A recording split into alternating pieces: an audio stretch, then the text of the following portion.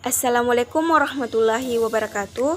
Perkenalkan, nama saya Fitria dengan NIM 190002, Prodi Manajemen Pendidikan Islam. Nah, di sini saya akan memenuhi tugas UAS dari Ibu Humairah selaku dosen penempuh mata kuliah Etika Profesi Guru. Pertama, saya akan menjelaskan sedikit tentang Kode Etika Profesi dan Organisasi Profesi Keguruan. Kode etik adalah aturan, tata cara, tanda, pedoman etis dalam melakukan suatu kegiatan atau pekerjaan. Etis berarti sesuai dengan nilai-nilai dan norma yang dianut oleh sekelompok orang atau masyarakat tertentu. Fungsi kode etik ada 3, yaitu pertama, memberikan pedoman bagi setiap anggota profesi tentang prinsip profesionalitas yang digariskan. Yang kedua, sebagai sarana kontrol sosial bagi masyarakat atas profesi bersangkutan. Yang ketiga, mencegah campur tangan pihak di luar organisasi profesi tentang hubungan etika dalam keanggotaan profesi. Ada beberapa tujuan kode etika guru. Yang pertama, untuk menjunjung tinggi martabat profesi. Yang kedua, untuk menjaga dan memelihara kesejahteraan para anggotanya. Yang ketiga, untuk meningkatkan mutu profesi. Yang keempat, meningkatkan pengabdian para anggota profesi. Yang kelima, untuk meningkatkan mutu organisasi profesi. Yang kedua, skill atau kemampuan dalam mengelola kelas. Nah, keterampilan mengelola kelas merupakan kemampuan atau kecakapan guru dalam menciptakan dan memelihara kondisi belajar yang optimal, serta guru mengembalikannya bila terjadi masalah dan gangguan dalam proses belajar mengajar. Nah, dalam artian kegiatan-kegiatan untuk memelihara kondisi belajar yang optimal dan mempertahankan kondisi belajar apabila terjadi suatu gangguan dan masalah ketika proses belajar mengajar berlangsung. Nah, adapun prinsip-prinsip pengelolaan kelas, yang pertama itu kehangatan dan keantusiaan. Nah, di mana yang dimaksud dengan kehangatan dan keantusiaan adalah guru dapat memudahkan terciptanya iklim kelas yang menyenangkan, yang merupakan salah satu syarat kegiatan belajar yang optimal. Nah, yang kedua, tantangan pengangguan kata. Nah, di mana yang dimaksud hal tersebut? Penggunaan kata adalah cara merangkai kegiatan dengan menggunakan kata yang benar dan baik. Yang ketiga, bervariasi. Nah, yang dimana dimaksud dengan bervariasi merupakan pengangguan kata-kata dan ucapan dan keterangan makin luas dan banyak menggunakan kata-kata jarang yang digunakan, sehingga membuat kita kadang tidak tahu maksud dari kata tersebut, seperti pengangguan kata bervariasi. Yang keempat, keluasan. Yang dimana yang dimaksud keluasan yaitu kemampuan untuk menggunakan bermacam-macam pendekatan dalam mengatasi persoalan. Yang kelima, penekan pada hal-hal yang positif. Yang dimana yang dimaksud dengan penekan pada hal-hal positif yaitu penekan yang dilakukan guru terhadap perilaku siswa yang positif dan sebagai cara untuk meningkatkan percaya diri siswa. Yang ketiga, yaitu kualifikasi dan kompetensi pendidik. Nah, kualifikasi adalah keahlian yang diperlukan untuk melakukan sesuatu atau menduduki jabatan tertentu. Dengan kata lain, kualifikasi diartikan sebagai hal-hal yang dipersyaratkan bagi secara akademis dan teknis untuk mengisi jenjang kerja tertentu. Kualifikasi mendorong seseorang untuk memiliki suatu keahlian atau kecakapan khusus. Kualifikasi guru adalah suatu upaya untuk mencapai pendidikan yang berkualitas. Nah, ada beberapa kompetensi guru terdiri dari beberapa bagian.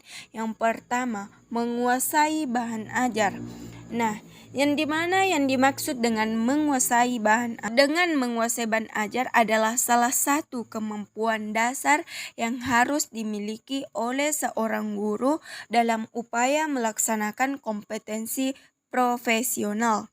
Yang kedua, menguasai landasan-landasan kependidikan, yang dimana yang dimaksud landasan-landasan pendidikan adalah asumsi-asumsi yang menjadi dasar pijakan atau titik tolak dalam rangka praktek pendidikan dan studi pendidikan. Yang ketiga, mampu mengelola program belajar mengajar.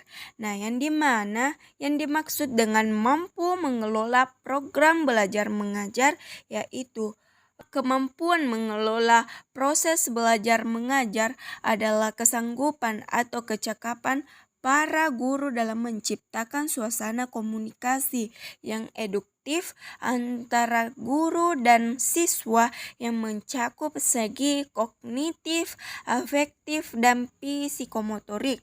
Yang keempat itu mampu mengelola kelas. Yang dimaksud pengelolaan kelas adalah keterampilan guru untuk menciptakan dan memelihara kondisi belajar yang optimal dan melibatkannya jika terjadi gangguan dalam proses belajar mengajar. Nah, adapun syarat-syarat umum tenaga pendidik, yang pertama, memiliki kualifikasi akademik yang diperoleh melalui pendidik tinggi, program sarjana atau program diploma. Yang kedua, memiliki kualifikasi kompetensi. Yang ketiga, memiliki sertifikat pendidik yang diberikan kepada guru yang telah memenuhi syarat yang penyelenggaraannya yang dilaksanakan oleh perguruan tinggi yang memiliki program pengadaan tenaga kependidikan yang terakreditasi dan ditetapkan oleh pemerintah. Keempat, perlindungan dan penghargaan terhadap guru. Nah, yang dimana yang dimaksud materi tersebut adalah perlindungan guru merupakan perlindungannya hukum, perlindungan profesi, dan perlindungan keselamatan dan kesehatan kerja, serta perlindungan hak yang diberikan kepada guru, baik berstatus sebagai PNS maupun non-PNS. Kemudian, penghargaan guru adalah penghargaan yang diberikan kepada guru, baik berupa materi ataupun non-materi. Dan kegiatan melindungi guru dari hal-hal tertentu yang menyebabkan kegiatan guru dalam melakukan aktivitas keguruannya menjadi tidak terganggu. Nah, adapun jenis-jenis perlindungan hukum, yang pertama yaitu konsultasi. Nah, yang dimana yang dimaksud dengan konsultasi?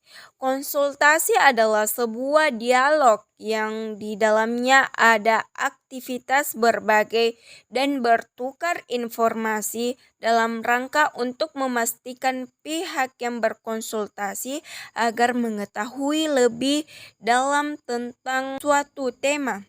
Nah, oleh karenanya, konsultasi adalah sesuatu yang eduktif dan inklusif. Yang kedua yaitu mediasi, yang dimana yang dimaksud dengan mediasi adalah cara penyelesaian sengketa melalui perundingan untuk memperoleh kesepakatan para pihak dengan dibantu oleh mediator. Yang ketiga, negosiasi dan perdamaian. Negosiasi adalah mirip dengan perdamaian sebagaimana diatur dalam pasal 1851 sampai 1864 Perdata, di mana perdamaian itu adalah suatu persetujuan di antara kedua belah pihak dengan menyerahkan, menjanjikan atau menahan sesuatu barang, mengakhiri sesuatu perkara yang sedang bergantung atau mencegah timbulnya suatu perkara.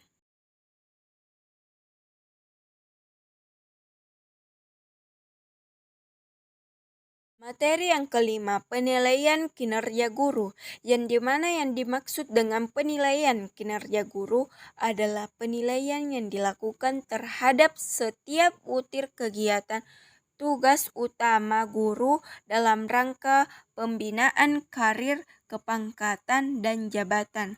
Artinya, setiap kinerja bapak atau ibu di sekolah akan mendapatkan penilaian yang nantinya penilaian itu mempengaruhi jenjang karir bapak ibu di sekolah. Misal diberi kenaikan pangkat. Nah, adapun tujuan kinerja guru. Yang pertama itu mendasari kebijakan tentang promosi dan karir guru beserta penghargaan yang patut didapatkan. Nah, sebagaimana indikator untuk menentukan tingkat kompetensi. Yang kedua, meningkatkan kinerja guru dan sekolah meliputi efisiensi dan efektivitas. Yang ketiga, memberikan landasan untuk pelaksanaan program keprofesian berkelanjut. Yang keempat, menjadi landasan untuk menentukan keefektifan kinerja guru. Yang adapun prinsip-prinsip yang menjadi pelaksanaannya. Yang pertama itu objektif. Nah, objektif adalah mengenai keadaan yang sebenarnya tanpa dipengaruhi pendapat atau pandangan pribadi. Adil merupakan suatu sikap jujur yang dimana pada kondisi itu tidak memihak kepada pihak tertentu secara bertindak objektif berdasarkan atas kebenaran yang umum. Yang ketiga, akuntabel. Yang dimana yang dimaksud dengan akuntabel merupakan syarat dasar untuk mencegah penyalahgunaan kekuasaan dan untuk memastikan bahwa kekuasaan diarahkan untuk mencapai tujuan nasional yang lebih luas dengan tingkat efisien, efektivitas, kejujuran, dan kebijaksanaan tertinggi. Yang keempat yaitu transparan. Yang dimaksud dengan transparan adalah terbentuknya akses bagi keseluruhan masyarakat terhadap semua informasi yang terkait dengan segala kegiatan yang mencakup keseluruhan prosesnya melalui sesuatu manajemen sistem informasi publik. Nah, yang kelima, partisipatif. Nah, yang dimaksud dengan partisipatif adalah suatu gejala demokrasi di mana orang diikut sertakan dalam suatu perencanaan serta dalam pelaksanaan dan juga ikut memikul tanggung jawab sesuai dengan tingkat kematangan dan tingkat kewajibannya.